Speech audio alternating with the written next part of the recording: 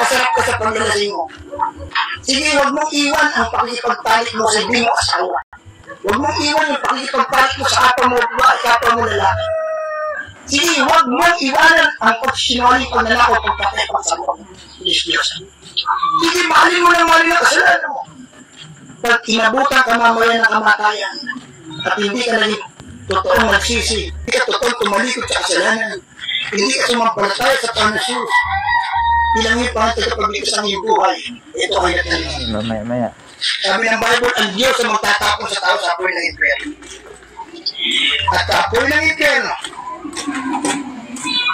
karurusahan sa araw at hindi magpakayan. Sa impyerno may apoy na hindi mamamatay.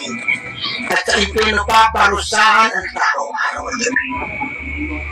Magpakayan man. Gusto mo ba dito kumapunta? Sige, maglasing ka pa more. Mambabae ka pa more. Mga ba ng kasalanan? Sige! Kamakali sa preacher na ito o sa simang preacher na nangangaral ng pagsisi. Sa araw pagsisisiyan mo, di ka na makaalis dito. Di ka na makakaalis sa apoy ng impyerno. Maniwala ka. Kaya agad buhay ka pa, agad malakas ka pa. Hanggat kaya mo pa pagsisi, tumalikod ka na sa kasalanan mo ngayon.